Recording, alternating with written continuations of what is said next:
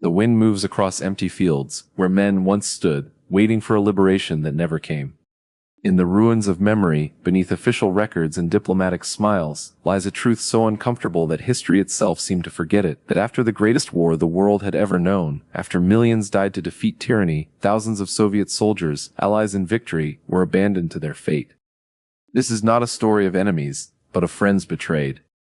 Listen carefully, because what you're about to hear challenges everything you thought you knew about the end of World War II, about honor among allies, about the price of political convenience. The evidence has always been there, hidden in plain sight, waiting for someone to ask the right questions. Smoke still rises from the memory of 1945, the year the world exhaled, the year the guns fell silent across Europe, the year millions of displaced souls wandered roads cratered by bombs, searching for home, searching for meaning in the rubble of civilization. Among them were Soviet soldiers, men who had survived Nazi camps, who had endured unspeakable conditions, who had watched their comrades die of starvation and disease, who clung to one single belief, that their American and British liberators would treat them as brothers in arms. They were wrong. Picture the scene, spring 1945. American troops advancing through Germany, opening the gates of prison camps, and inside, not just American or British prisoners, but thousands of Soviet soldiers, their uniforms torn, their bodies skeletal, their eyes reflecting years of darkness. The Americans gave them food, medical care, hope, and then came the orders from above, orders that would haunt the conscience of everyone who carried them out, orders to send them back to Stalin's Soviet Union, whether they wanted to go or not. This was Operation Keelhaul, a name that sounds innocent, almost nautical, but conceals one of the most morally ambiguous decisions in modern warfare, a decision made in conference rooms far from the camps, by men who never had to look into the eyes of those they condemned. The archaeological evidence of war tells us much about human nature. Fractured skulls from the Paleolithic era reveal that violence is ancient, embedded in our DNA, but the evidence from 1945 reveals something perhaps more disturbing, that civilization, diplomacy, international law can create betrayals more sophisticated than any primitive ambush. Walk through the diplomatic ruins of Yalta, February 1945, where Roosevelt, Churchill, and Stalin carved up the post-war world like hunters dividing a kill, where agreements were signed, where promises were made, where the fate of millions was decided over cigars and brandy. Article 1 of the Yalta Agreement stated clearly, all Soviet citizens found in the liberated zones would be returned to Soviet control, regardless of their wishes, regardless of their fears, regardless of what awaited them. The Western leaders knew, they had intelligence reports, they understood Stalin's nature, they had seen the purges of the 1930s, they knew what traitor to the motherland meant in Stalin's vocabulary, and yet they signed. Why? Listen to the heartbeat of geopolitics, feel the pulse of fear beneath the celebrations of victory, because in 1945, the war in Europe was won, but the war in the Pacific still raged, and the Western allies needed Stalin, needed the Red Army to invade Manchuria, needed Soviet cooperation to finish what they had started. The price of that cooperation was human. Testimony from American soldiers who participated in the forced repatriations speaks of scenes that still wake them in the night. Soviet prisoners begging not to be sent back, some attempting suicide rather than face Stalin's judgment, some fleeing into the countryside, only to be hunted down and returned, by force if necessary. One American officer recorded in his diary, "We are sending these men to their deaths, and we know it, but orders are orders." This is the psychology of war's aftermath, where the moral clarity of fighting evil becomes murky, where survival instinct meets political necessity, where the same soldiers who liberated concentration camps became, however reluctantly, instruments of another kind of imprisonment. The evidence is in the numbers. Conservative estimates suggest between 2 and 5 million Soviet citizens were forcibly repatriated between 1944 and 1947. Among them, at least 20,000 to 30,000 were former Soviet POWs who had been liberated by Western forces. What happened to them? Stalin's logic was simple, brutal, and terrifyingly consistent. Any Soviet soldier who surrendered was a traitor. Any Soviet citizen who lived under German occupation was contaminated. Any Soviet POW who survived Nazi camps was suspect, because a true Soviet warrior would have fought to the death. The punishment was systematic. Some were executed immediately, others sent to the Gulag, still others assigned to punishment battalions in the final assaults on Berlin, expendable units sent to clear minefields with their bodies, to absorb German bullets so that real Soviet soldiers could advance. This was not mercy. This was not reintegration. This was retribution masquerading as justice. Think of the irony, frozen into the historical record. These men survived Hitler's death camps, endured years of starvation and forced labor, clung to hope through the darkest nights of the war, only to be killed by the system they thought they were defending. The evidence of this tragedy is scattered, fragmented, deliberately obscured. Soviet archives remained sealed for decades. Western governments preferred not to examine their role too closely, and the survivors, those who somehow escaped both the Nazis and Stalin, learned that silence was the price of survival. But fragments remain, like shards of pottery at an ancient battlefield, pieces of letters, testimony from defectors, records discovered after the Soviet collapse, voices from the grave speaking of betrayal.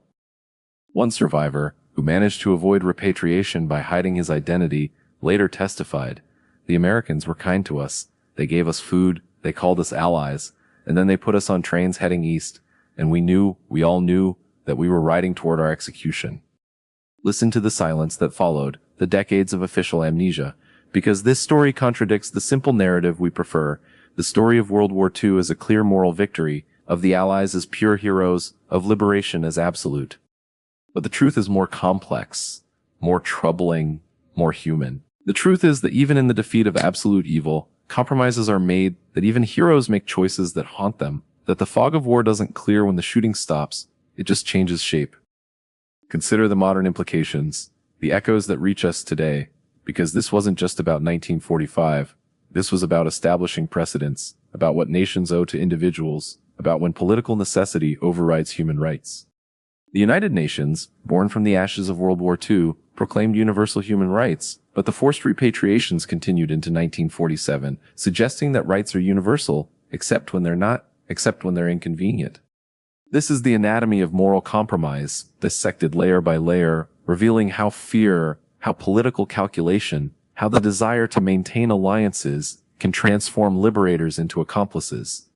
Archaeological digs at former Soviet labor camps reveal the physical evidence, the bones of those who didn't survive Stalin's post-war purges, forensic evidence of execution, burial pits, the material remains of disappeared lives.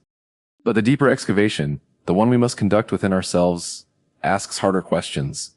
How do we reconcile the heroes who stormed Normandy, who liberated Auschwitz, with the same forces that delivered men to the Gulag? How do we hold both truths simultaneously, that the war against fascism was necessary and that justice was selectively applied?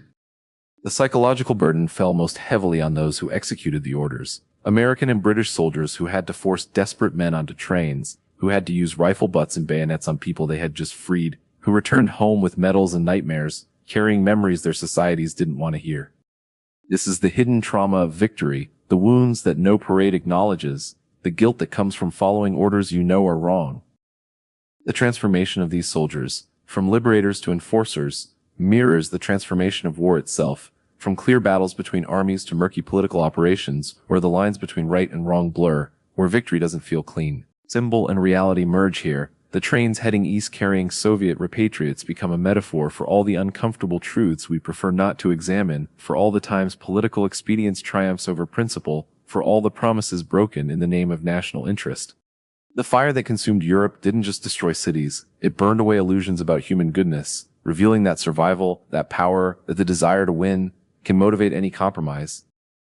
And yet,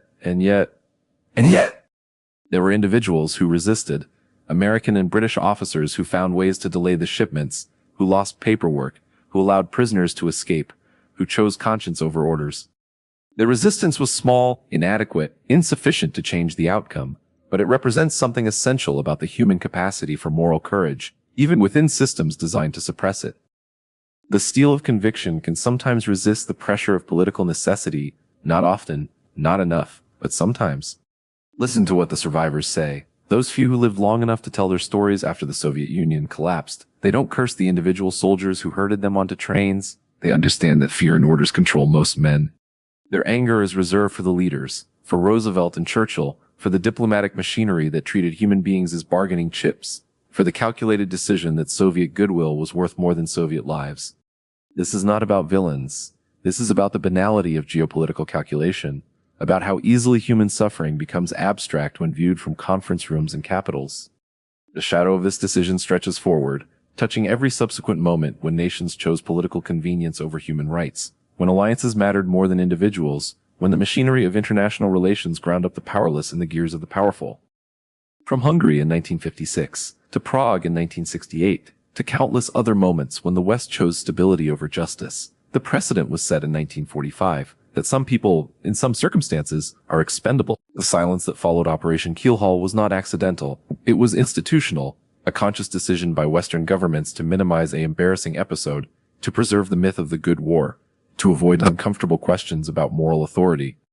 Documents were classified, testimonies ignored, survivors who tried to speak were dismissed as Cold War propagandists, and the story was buried beneath more comfortable narratives. But truth has a way of seeping through, like water through concrete, slowly, persistently, inevitable. The evidence accumulated, historians digging through archives, survivors telling their stories before death silenced them forever, documents declassified after decades, slowly, piece by piece, the picture emerged. And what it shows is this, that the end of World War II was not a simple victory of good over evil, but a complex negotiation where evil took different forms, where the defeated enemy was obvious, but the cost of victory was calculated in lives deemed less valuable. Think about that. Feel the weight of it, because these were not abstractions. These were men with names, with families waiting for them, with hope that liberation meant freedom, with the simple expectation that their allies would honor their sacrifice. They were wrong, and they paid for that error with their lives, or with decades in the gulag, or with trauma that never healed. The modern battlefield is different now, fought with drones and data, with propaganda and proxies, but the fundamental question remains the same: what do we owe to individuals when national interest demands sacrifice? Are some lives more valuable than others? Is betrayal acceptable when it serves a greater good?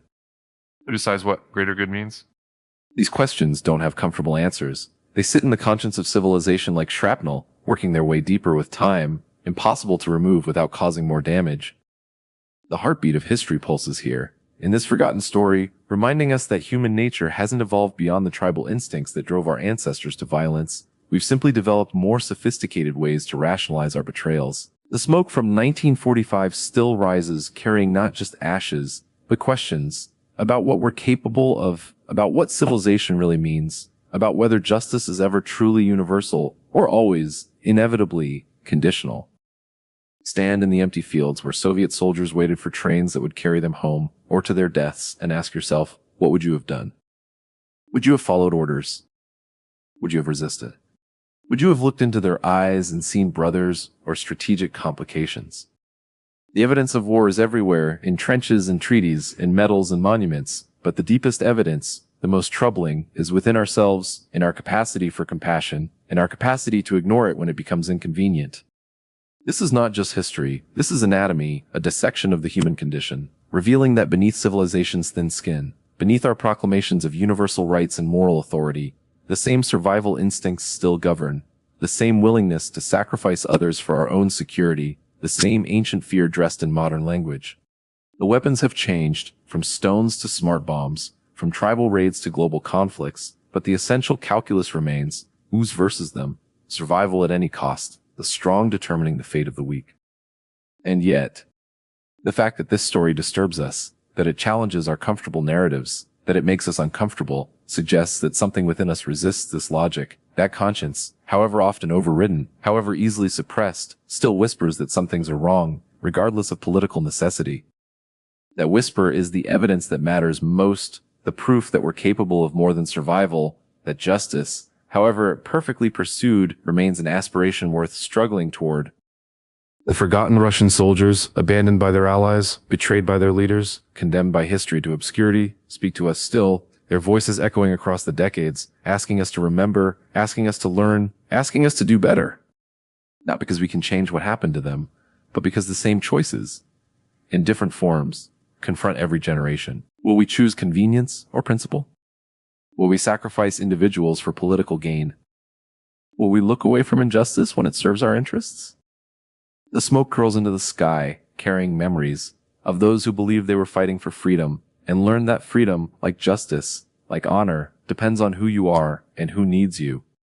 The battlefield is within us, between the person we want to be and the compromises we're willing to make.